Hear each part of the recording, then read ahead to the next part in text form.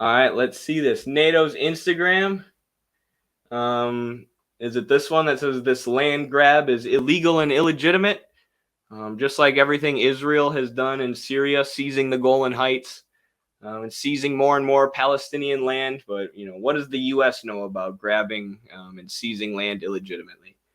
But let's give this a watch. More regions of Ukraine as part of Russia. This is the largest attempted annexation of European territory by force since the Second World War. Another 15% of Ukraine's territory, an area roughly the size of Portugal, illegally seized by Russia at gunpoint. The sham referendums were engineered in Moscow and imposed on Ukraine in total violation of international law. This land grab... They don't even try and substantiate their claims. They don't even try and substantiate how this land grab is illegitimate. What evidence do we have that this was created in Moscow? Especially in a place like Crimea, where the polls coming out of Crimea the day of the referendum were overwhelming majority of people, wanting to join Russia. And, the majority of people in Crimea are ethnic Russians. So it makes perfect sense. You see here the caption, Donetsk is Ukraine, Lugansk is Ukraine, Kherson, all the places who had the recent referendums. And it's so disgusting to see NATO just say this, demand it. Russia's illegally seizing this land.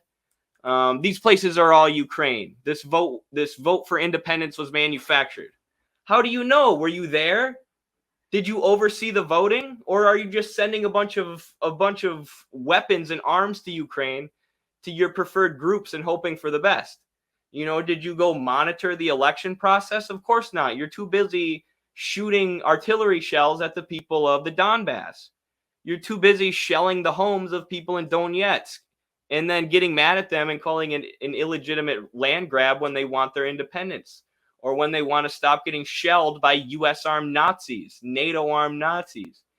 And if any journalist in the U.S. had any kind of courage, like Ava K. Bartlett, who everybody should follow and everybody should support the journalism of, because we need more real courageous journalists like this, who are blackballed from mainstream media for telling the truth, who actually has been in the Donbass, who actually covered the referendum, who uploaded this 30-minute video asking the people of Donetsk and Lugansk whether they want a referendum and why they want a referendum, talking to, an overwhelming majority of people who do, because they've had their homes constantly shelled by NATO-backed goons.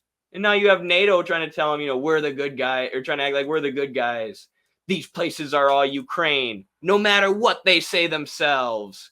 We support sovereignty so long as it's enforced only by us. It's disgusting, and it's even more disgusting if you look at the other journalism of Ava K. Bartlett, like this. Like all these videos of pure carnage in the Donbass region caused by Ukrainian neo-Nazi militias firing on civilians in civilian areas with U.S. weapons.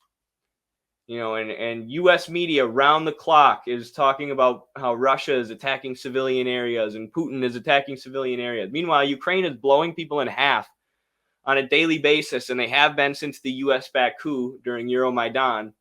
President Putin... And NATO's telling these places that they can't do anything about it. Disgusting war criminal pigs.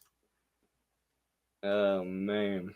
I know that wasn't the video that y'all wanted me to watch there, but that one was worth watching too. Uploaded July 15th. We're gonna have to scroll for a minute, but we'll find it. Is this it? Yeah, this must be it. Russia continues to spread lots of false myths about NATO. So let us set the record straight. One myth is that NATO is aggressive towards Russia and is trying to encircle it. This is not true. NATO is a defensive alliance. Its purpose is to protect its allies. NATO does not seek confrontation and poses no threat to Russia. Every sovereign nation has the right to choose its own security arrangements. Russia has subscribed to this fundamental principle. We stay true to it and invite Russia to do the same. Another myth is that NATO promised Russia it would not expand after the Cold War. No such agreement was ever concluded. NATO's door has been open to new members since it was founded in 1949, and this has never changed. This open door policy is also enshrined in Article 10 of NATO's founding treaty. Decisions about membership are taken by consensus among all allies. No treaty signed by the United States, Europe, and Russia includes provisions regarding NATO membership. The myths need to be dismantled. The record needs to be set straight.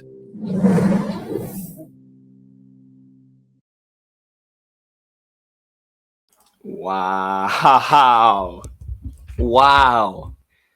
The record needs to be set straight.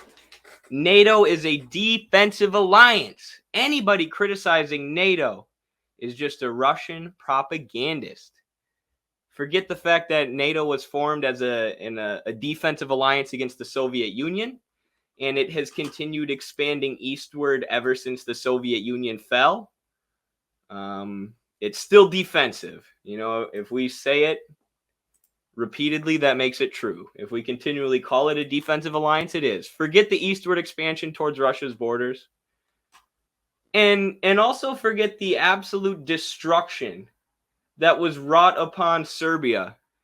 As, you know, this is corporate Washington Post, who says NATO bombed Serbia into darkness because of the power plants, the electrical facilities that were being hit by the U.S., the farms, the roads, the industry, the infrastructure.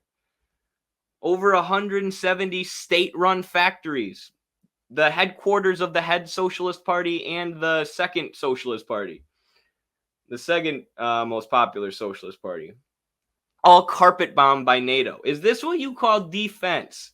Is this what you call defensive? When you carpet bomb another country and send a bunch of arms and weapons to the Kosovo Liberation Army and then occupy the Balkans with more NATO peacekeepers than any other place? You know, you can't just call your imperialist occupiers, your colonial administrators, peacemakers, and have it be true.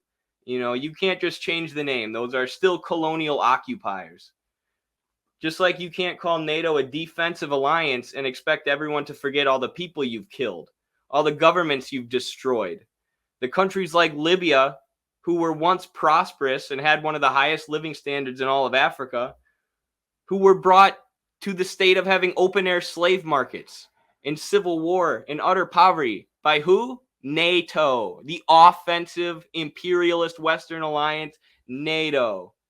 And no matter how many stupid-ass cartoons they publish, and no matter how many online social media bots they pay for to do propaganda for them, they're still an offensive imperialist alliance, and anybody with an ounce of critical thinking can see right through it, can see right through their BS, or anybody with an ounce of understanding history outside of the State Department narrative.